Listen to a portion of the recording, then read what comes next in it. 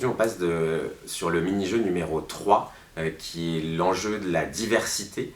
Pour rappel, l'idée c'est de leur donner des cartes profils qui sont des CV simplifiés pour leur demander de créer l'équipe la plus complémentaire possible.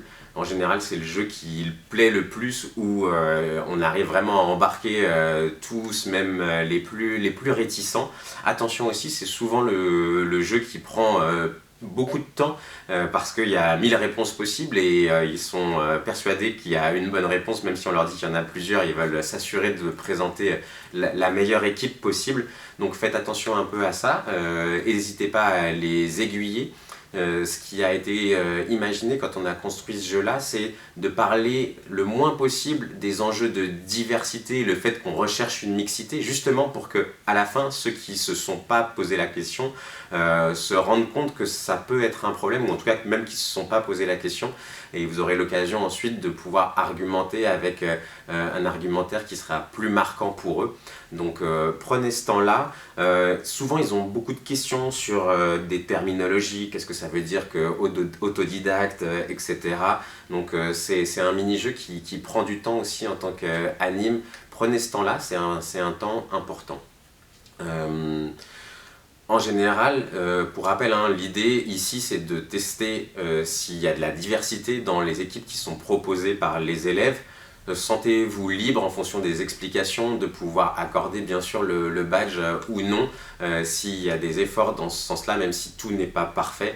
Je pense que c'est aussi important de pouvoir être conciliant sur le sujet en fonction des réflexions des différents groupes.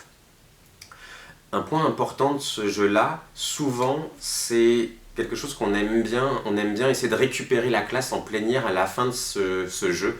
Déjà pour éviter qu'il y ait des vitesses trop différentes avec des groupes qui soient déjà au mini-jeu 4 ou 5. Donc faites en sorte de pouvoir jongler justement avec les cartes débat pour pouvoir récupérer tout le monde en plénière, parce que c'est un des enjeux qui est souvent mal compris. Ils peuvent comprendre les enjeux de diversité, et encore pas tous. Pourquoi est-ce qu'on a besoin de jeunes femmes jeunes dans la tech si elles n'en ont pas envie?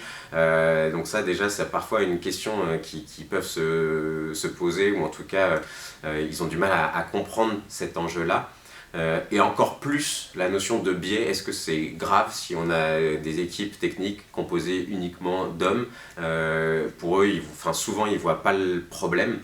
Et donc c'est important de prendre ce temps de les questionner. Qu'est-ce que c'est qu'un stéréotype? Est-ce que vous avez des exemples de stéréotypes? Ah bon, les jeunes filles ne jouent pas à des jeux vidéo? Est-ce que vous savez combien de jeunes filles jouent à des jeux vidéo en France?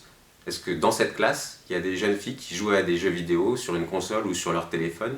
Souvent, si vous le demandez à la classe, vous aurez plein de jeunes filles qui lèveront la main et qui montreront que effectivement les jeux vidéo ne sont pas réservés aux mecs. Et c'est important aussi d'installer le dialogue justement entre garçons et filles sur le sujet. Prenez ce temps-là, prenez le temps aussi d'expliquer des anecdotes ou des faits d'histoire. Le fait que le début de l'informatique, on est uniquement des femmes et que ça ait pu changer dans le temps, ça aussi c'est des choses qui sont méconnues chez les adultes et encore plus bien sûr chez les ados.